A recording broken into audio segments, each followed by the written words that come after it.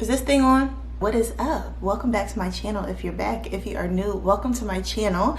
I'm Shayna and I have another true crime case for you today. Are you surprised? Just my usual disclaimer, this is all information that I have found online that I've compiled into a video for educational and entertainment purposes. I mean, absolutely no disrespect to any parties discussed in this case, but this case is mad disrespectful all on its own. I don't even have to be disrespectful. This is just like hard to believe. So without further ado, let's get started.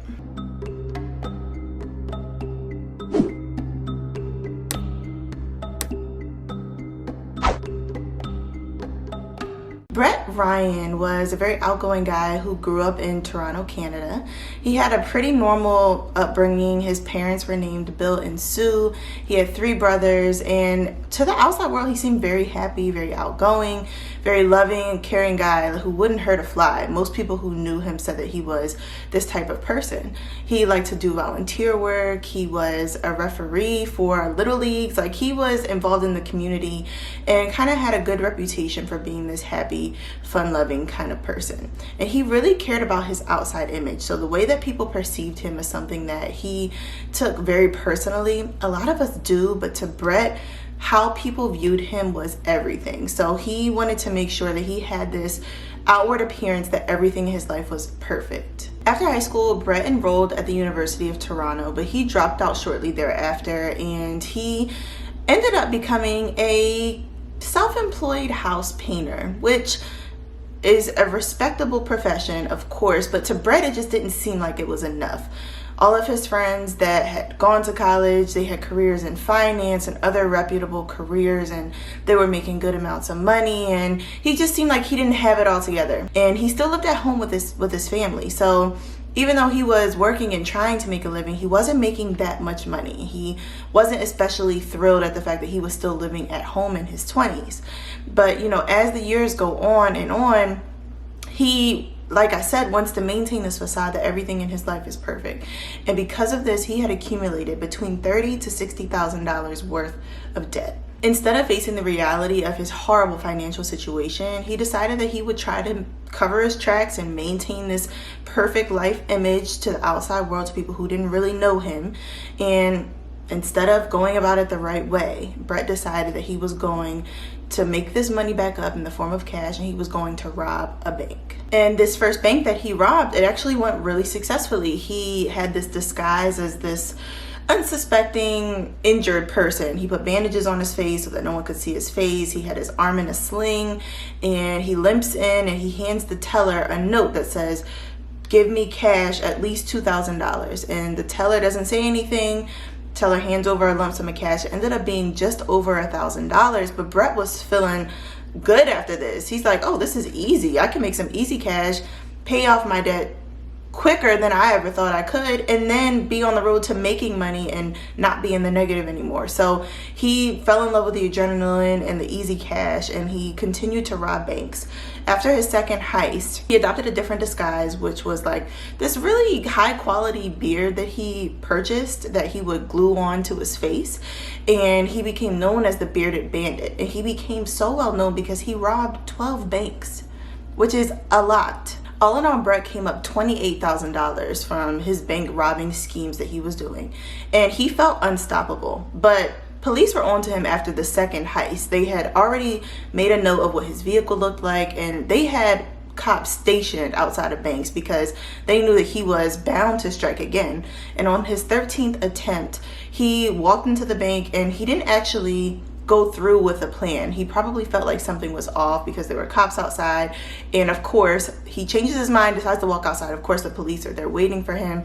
They arrest him and his beard, and the two of them go to jail for 7 months. It was 2008 at the time of his arrest, and due to the help of family and friends who wrote many notes on his behalf, many letters on his behalf talking about his character, that combined with the fact that he had no priors, the judge only sentenced him to 5 years, but due to good behavior, he was released in 2010, and at this point was ready to start fresh and do things right this time around. Now, when Brett got out, he had trouble finding work because of his reputation around town, and he attempted to go back to his house painting job that he had been doing before, but nobody wanted to let him and his thieving hands inside of their homes, understandably so. So he had a really hard time starting over with making money, and his family felt a huge amount of shame because the bearded bandit was just the talk of the town, especially Brett's mother. His dad was disappointed in him, but his mother, Sue, was just, it was a lot for her to always have to hear from people in the town and her friends about the shame that Brett brought onto her family and the horrible things that he had done. So she decides to leave their beautiful large home, pack up, and move to the other side of Toronto, which is an area called Scarborough. And they move into a smaller home, but this seems like a really good place where Brett and the family will be able to start over, start fresh, and hopefully build their life back up from scratch. And at this time, Brett is approaching 30. He's getting up there in his 20s, and he's realizing he has to get his life together. He can't continue on the path that he was on. So he does get a psychologist. He starts going regularly to sessions. And what he takes away from his psychologist is that he really needs to start being honest with the people in his life. He had worked so hard for so many years to maintain a facade of perfection and happiness that wasn't authentic. It wasn't genuine. And he really took from his sessions that he really needed to just start being a more honest man. In addition to this, he enrolls at the University of Toronto again, and he is planning to study biophysics. And to make some money, he picks up some retail jobs around town, just small things to hopefully at least get him on the right track. In September of 2011, Brett is feeling really good because he gets set up on a blind date with a woman named Kristen Baxter, and he really adored Kristen for many reasons, but one of the biggest reasons was that Kristen had this normal life that Brett always wished that he had had. She was a physiotherapist. She had a nice apartment in a beautiful modern apartment building. She lived on the 14th floor. She had a cute dog that she liked walking. She loved to travel. She had this idea of a life that Brett had been hoping other people thought that he had. So he decides to pursue Kristen after their first date. They continue dating, and about 2 years after they first meet, he actually moves into Kristen's apartment with her, and they begin traveling together. They go to tropical locations all the time, and he loved this apartment building because even though the apartment itself was small, it was like 590 square feet for the two of them, he really appreciated that he could go on the roof of the building and barbecue. That was something that he really liked to do. So things are looking up for Brett in his love life, and this is really inspiring him to keep on track. About a year after moving in with Kristen, Brett proposes to her with a beautiful princess cut diamond with a huge diamond in the middle and small diamonds around it on the outside.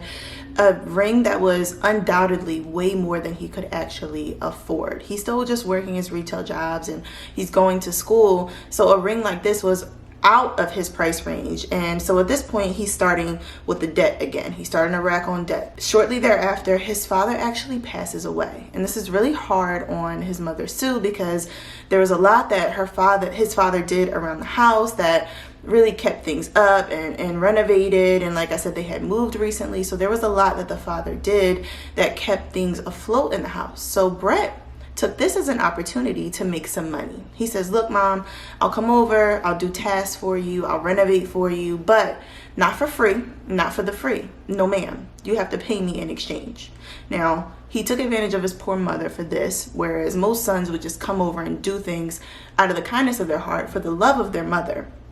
But his mother obliged. She said, you know what, there are things that I need done around the house. If you and your brothers could help out, I'll pay you. And, you know, that helps you out and it helps me out. And due to the fact that his finances were in such horrible shape at this point, and he really wanted to maintain the facade of perfection to the outside world, but also to his fiance, he jumped on this chance. And that's what he really used his mother for, was money. Because Kristen didn't know that he was really in bad debt and bad shape, that his finances were on the brink of collapse again, and he wanted absolutely no chance of her finding out the reality of his financial situation. Due to the severity of his financial situation, Brett did drop out of school for the second time, but he didn't tell anyone. His fiance had no idea, his family had no idea. They all are still thinking that he has it all together.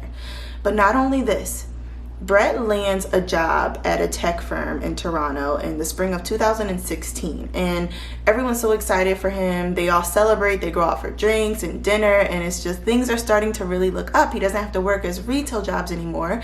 He can now start putting into use the degree that he's in the process of earning so that, you know, he can earn a decent wage and that he can be more financially supportive to his fiance and the future family that he hopes to have.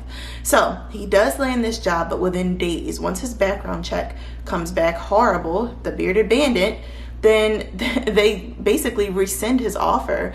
And this is a blow to Brett's ego, but he doesn't tell anyone about the rescinded offer. Everyone thinks that he is still doing this job, that he got the job and that he started going to the job and that everything was fine, everything was normal. And you might wonder, how did nobody notice that he wasn't in school and he wasn't working? Then they noticed that he was at home being a bum? They didn't notice because Brett, the master facade artist, was literally waking up in the morning, putting on work clothes, going to work, kissing his fiance goodbye, and then doing bits and bobs out during the day, doing nothing just to fill the time, and then coming home after the expected time he would be home from work so that Kristen wouldn't suspect anything. He would talk to her about his day, about work, about school, and she really had no idea that the man that she was living with was lying right to her face. Neither did his family. Nobody knew. He was doing everything he could to keep up this facade. Brett and Kristen were planning to get married in September of 2016, and they also planned to buy a house shortly thereafter. They had hired a realtor. They were really seriously looking. And again, at this point, Kristen has absolutely no idea that her fiance has no form of income. And Sue, his mother, is so proud of him. She is over the moon about the fact that he's going to school and he has this amazing job offer and he has the fiance, he's going to have the house and he's going to have the family one day. Sue is so excited and she feels like it's redemption because all the people who had talked so horribly about her son and her family, she was able to now say, look at my son, look at all the great things that he's doing. You guys should have never talked about him because he's doing amazing things now. She had absolutely no idea. And as Brett is pressing on her for more work around the house so that he can make more money, she isn't really suspecting anything. She's just thinking he wants some more income, not a huge deal, but she doesn't really stop to think like, why is he actually pressing on me for work around the house if he has a full-time job and he's going to school? She has no idea that something is amiss. She has no idea that he is on the brink of financial failure. But Brett basically gets to a point where he says, I can't continue like this. My wedding is around the corner. I have to have some sort of money to put down for our house. I have nothing. So he decides to go to the one person that he thinks he can trust the most, which is his mother, who of course is the person that he can trust the most. And he tells her, Mom, I have to be honest, I have a confession. I've been lying to everyone about school, about work, about my money. I don't have a dime to my name. I need help. Can you please help me? And as a mother, she wants to help him, but she tells him, you need to tell your fiance what you just told me. You are living and starting a life with this woman who has absolutely no idea that you've been lying to her this entire time. And as my son, I'm holding you accountable. You need to tell this woman the truth. And if you don't tell her, I will. And Brett knows that this is something that absolutely cannot happen because, like I've told you, he is the person who has to have the perception of perfection. He cannot risk anybody finding out about his lies, especially not his fiance, because he didn't have the money like he convinced everyone he did. But what he did have was a relationship and someone who loved him. And he was not willing to risk his relationship for the love, but also for the stability that she provided and for the ego boost that she provided him and for the status that he felt like he got from having a beautiful woman on his arm. He wasn't willing to risk any of this. So he thinks about his mother's ultimatum and he decides that instead of telling his fiance the truth, he's going to kill his mother. Because the idea of the truth coming out was more than he could ever bear. The sessions that he had with his psychologist, the renewing of mindset that he had thought he had done had not worked because losing his mother was something that he was willing to do if it meant maintaining the idea of perfection that he had established for himself. Brett knew that he had to come up with an idea to make it look like he never left his apartment that day. So on the morning of August 25th, 2016, after his fiancée left for work, he executed a plan to leave a digital footprint behind. Brett rigged his laptop on the wall and also rigged a wooden spoon tied to the ceiling fan by a long rope that would spin on the command of a timer. And when it would spin, the wooden spoon would hit the enter button on the laptop that would then click a YouTube link. So when the timer would go and the wooden spoon would swing and hit the enter button, it would change to different YouTube videos. He also rigged his laptop to send emails automatically throughout the day to make it look like he was at home watching YouTube and sending emails all day, as opposed to being at his mother's house killing her. Brett also scoped out his apartment building and knew where all of the cameras were and how to avoid them. He took down 14 flights of stairs to get to the back exit of the building and thought that he was avoiding the cameras by creeping through a certain path. In addition to this, he also was not eligible to purchase a firearm due to his prior history. So instead of deciding to kill his mother with a firearm, he decided to kill her with a crossbow.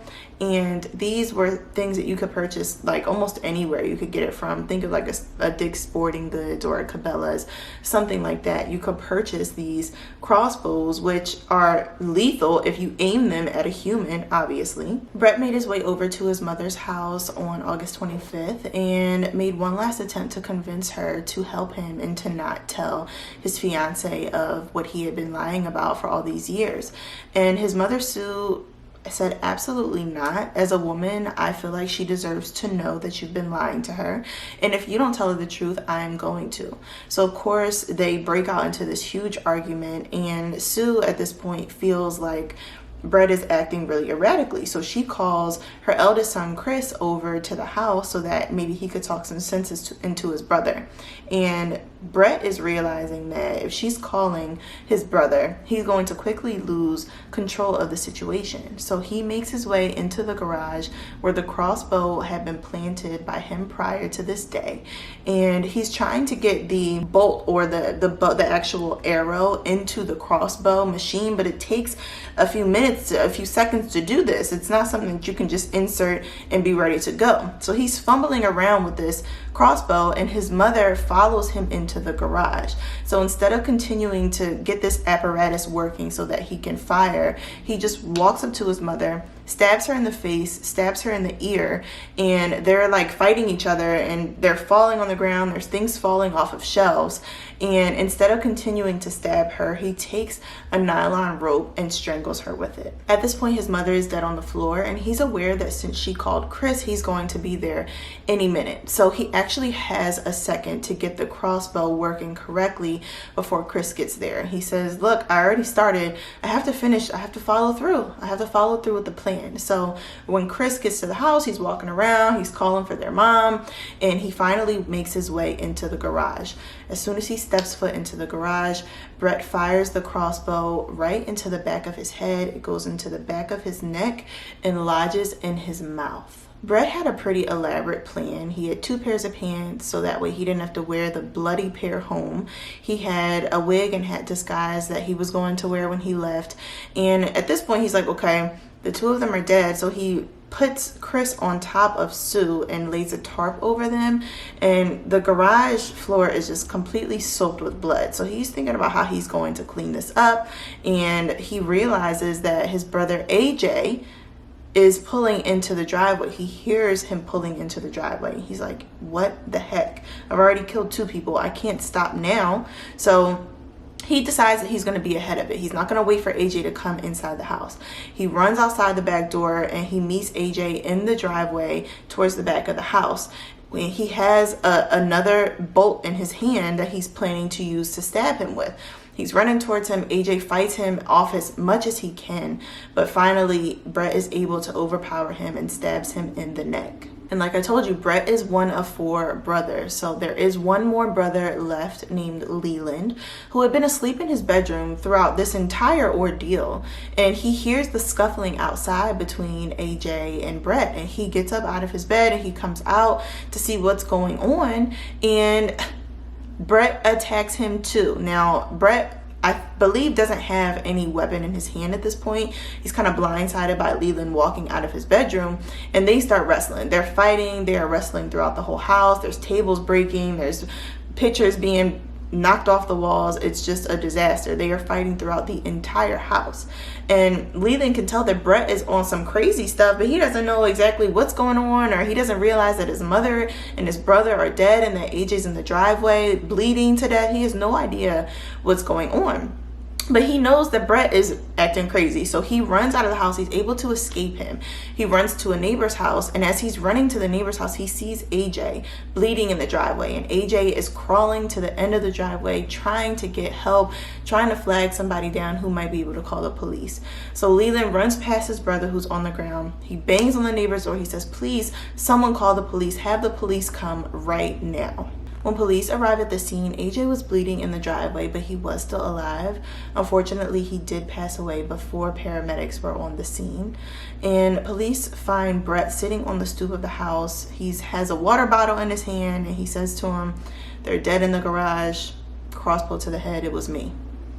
And they take him into custody, obviously. Leland was the only brother to survive Brett's horrible attacks. Brett was sentenced to concurrent life sentences for the 3 lives that he took, and he'll be eligible for parole in 2041 at the age of 60 years old. Leland has said in different statements that he has suffered from extreme anxiety since this terrible traumatic event happened to him, and he doesn't even feel comfortable going outside of his house anymore. He just lives in fear. I can only imagine how horrible that is. But I just feel like the moral of this story is it's not worth lying. Money is not worth anybody's life. It's not worth lying about. Ask for help. You don't gotta kill your mom because you're broke. That is just absolutely insanity, because all the things that he was trying so desperately to keep, he lost in the long run anyway. Because now he's still broke. Now he's in jail. Now he has no fiance, which is what he was worried about losing the most towards the end. And now he doesn't have any family. All of this was for nothing, basically. All of this was to be in a worse predicament than you were before all this. I realized after I put my frozen strawberries into my water that I forgot to take out the green parts, like the, what is that, the stem thingy? But I've been drinking it anyway. It tastes really good. Strawberry infused water. I actually realized that I haven't eaten anything today, so I should probably go do that. I have to go to the grocery store and meal prep. It's Sunday, so I have to hold myself accountable. I am on this journey to be more healthy again and to get back to a weight that I want to be at. So I'm holding myself accountable to meal prep and to be consistent and to count my calories again and just to be better to myself for my health. You know, that rhymed. Bars. But thank you so much for joining me today. You know what I'm gonna say. If you made it this far, you are loyal. You really are, and I appreciate you. I hope you have a wonderful morning or afternoon or evening, depending on what time it is when you see this video, and I look forward to seeing you in the next one. Peace.